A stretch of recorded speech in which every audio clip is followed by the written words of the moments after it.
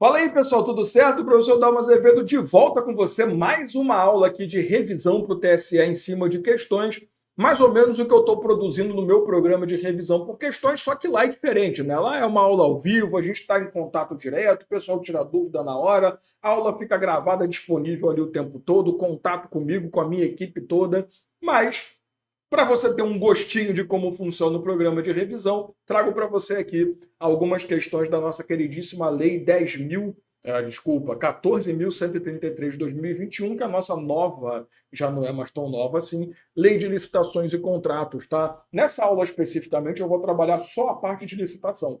Eu não vou trazer a parte de contratos, isso eu vou deixar para uma aula subsequente, a parte de gestão de contratos. Nós vamos fazer um vídeo só sobre isso, tá? Lembrando que eu tenho outros vídeos aqui na plataforma, aqui no YouTube. É só você ver meus últimos vídeos aí. Você vai encontrar constitucional, administrativo, eleitoral. Já tem bastante vídeo disponível. Assiste lá. O material tá legal, feito com carinho. Você sabe que eu não faço qualquer coisa, né? Então vamos embora. Para a gente não perder tempo aqui, vamos logo para a tela. Lei 14.133 é o nosso objetivo. Questão número 1.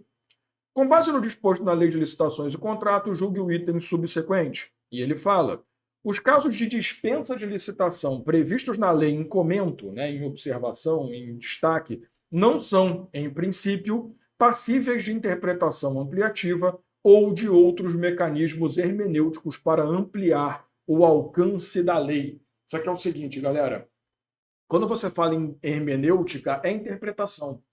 Interpretação ampliativa é você pegar o texto da lei e extrapolar o que está no próprio texto. É você interpretar de um jeito a conseguir enquadrar outras situações naquele ponto previsto na lei.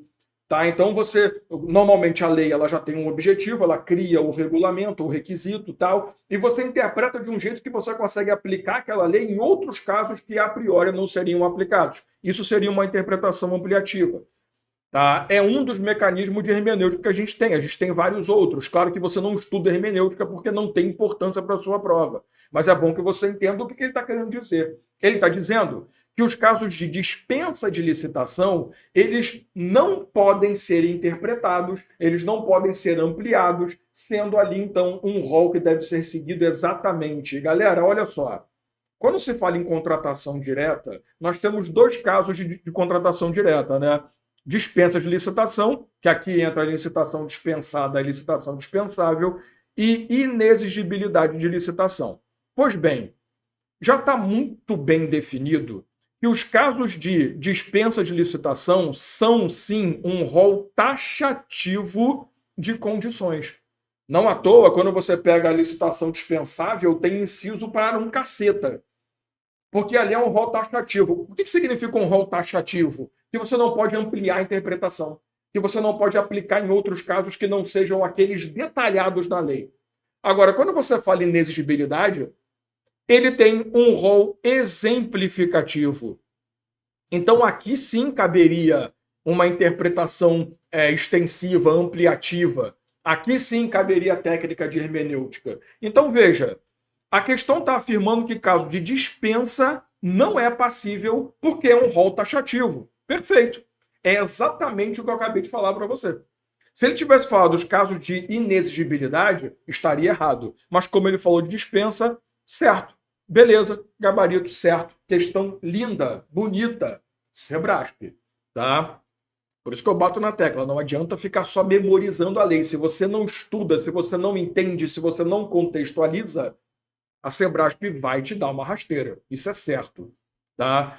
Com base no disposto na lei, mesmo o comando, né, a obrigatoriedade de aplicação das normas da lei em apreço, de novo, da lei em estudo, né, não significa obediência irrestrita a todos os formalismos dela decorrentes, de modo que, em certas situações, o atingimento da finalidade da lei pode coexistir com a inobservância de alguns de seus preceitos. Essa é outra questão muito inteligente. Galera, eu falo muito isso e o pessoal não presta atenção. A Sebrasp é uma banca que ela pensa como seria o pensamento do candidato ou da candidata. Então ela pensa na estrutura lógica. Quando você lê isso aqui, eu tenho certeza que a tua sensação é: tá errado isso daí. Não, como assim você tem uma ação que não segue a formalidade? Isso é loucura. Loucura por quê? Se você olhar dentro dos princípios do artigo 5º, você vai ver que existe ali a previsão da ideia do formalismo, que a gente chama de formalismo necessário ou simplesmente princípio do informalismo. E esse princípio diz para nós o quê?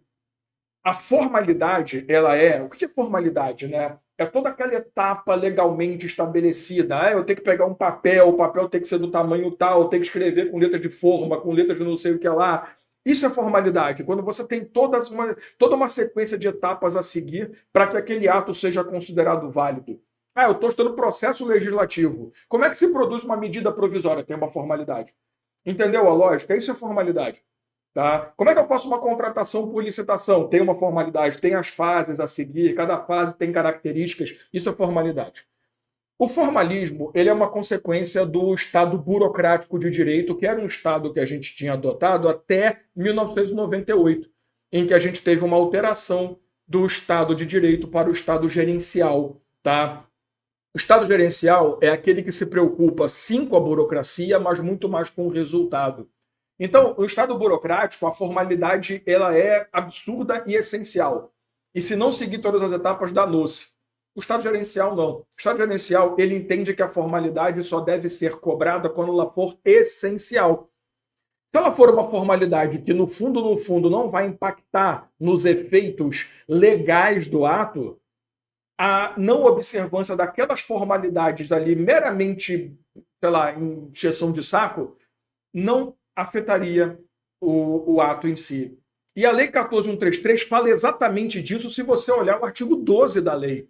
Ele vai trazer, se eu não me engano, é o inciso 3º, sei lá, ele vai falar exatamente isso. Olha, se por acaso você conseguiu produzir as ações previstas na lei, conseguiu no resultado, sem cometer nenhum ilícito, sem prejudicar ninguém, sem causar nenhum problema efetivamente, mas você acabou desconsiderando uma ou outra formalidade que não é uma formalidade essencial, o ato está válido.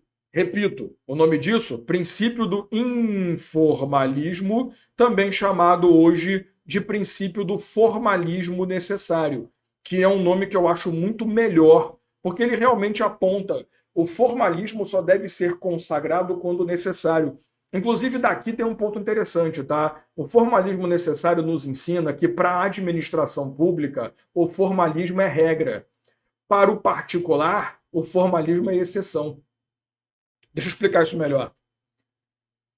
Para que a administração pública não abuse do seu poder e que os servidores não façam situações que, poxa, não está de acordo com a lei, mas está bom. Para que isso não aconteça, a gente estabelece que para a administração e todos os seus executores, o formalismo tem que ser cobrado 24 horas por dia. Porém, para o particular, o formalismo é algo apenas como uma garantia para ele. E também uma garantia de que o particular que está agindo junto ao Estado não é nenhum fraudador, nem nada disso. Então, quando você exige formalidade do particular, são as mínimas possíveis. Quando você exige da administração pública, são as melhores possíveis, as máximas possíveis, por conta de necessidade. Mas não estou dizendo que a administração age sempre por formalidade, o particular não. Regra e exceção. Então, isso é formalismo necessário. Se você conseguiu chegar ao final do ato, mas, poxa, você esqueceu de numerar a página 2, por isso o ato está todo desfeito. Não, peraí, porra, é só você ir lá e numerar, cara. Por isso que existe convalidação de ato, por isso que existem outros mecanismos que corrigem eventuais irregularidades quando essa correção não for prejudicar ninguém, tá? Então, essa daqui é uma questão muito inteligente, porque ela vai, com certeza, te apresentar a ideia de que você vai ler isso aqui e vai falar atingimento da finalidade pode coexistir com a... Nunca! Porque se você não segue um preceito legal, porra, peraí, cara, ele não está falando de preceito legal, ele está falando de preceito formal. E a formalidade, ela é, sim, indispensável caso você tenha atingido o resultado. Gabarito certo. No direito processual civil, inclusive, chama esse cara aqui de princípio da instrumentalidade das formas. Tá? Então, o que é a instrumentalidade? É que a forma é um instrumento para chegar no resultado, mas a forma ela não pode ser a responsável pelo resultado, sabe? Então, esse texto aqui ele é muito inteligente porque ele traz toda uma conotação de negatividade para o ato. Então, você olha e fala, não, a lei nunca aceitaria isso. Aceita. Gabarito certo. Com base na Lei 14.133, julgo o item a seguir.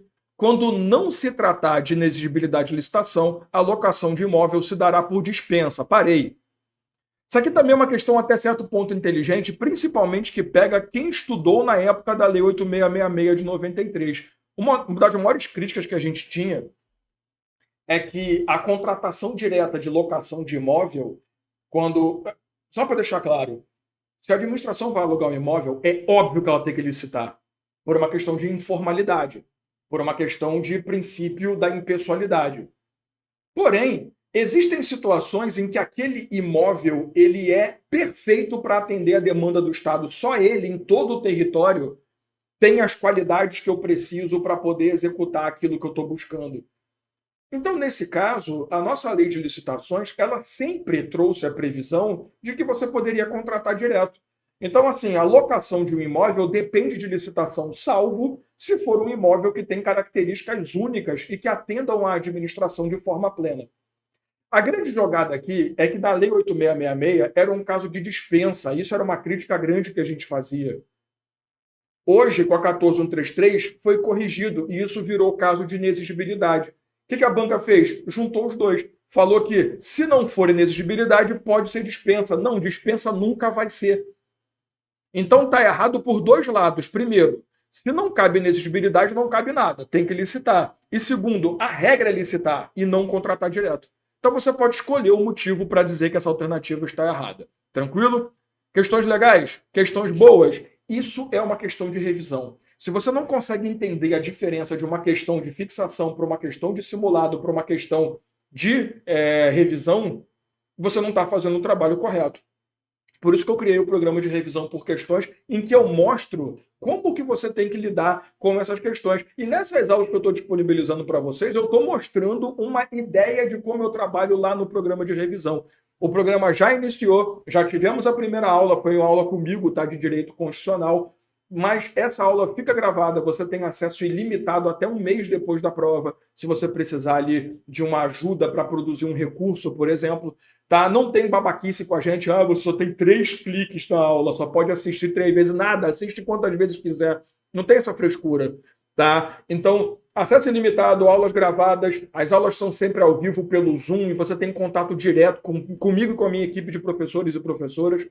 Então, cara, o programa está aí. Começou agora, durante o mês de novembro inteiro tem aula. Então, vem cá, quer participar? Ó, descrição do vídeo, vou deixar o link aí, você entra, fala com a minha equipe, o WhatsApp está disponível para você, tira qualquer dúvida e vem estudar comigo. Beleza? Se você está gostando dessas aulas que eu estou montando de questões aqui, você não faz ideia como funciona dentro do programa. É 30 vezes melhor do que a gente faz aqui. Deixa o teu comentário, o que você achou das questões, o que você ficou com dúvida, alguma coisa, pode perguntar, estou à sua disposição, beleza? A gente se vê então aí num próximo vídeo.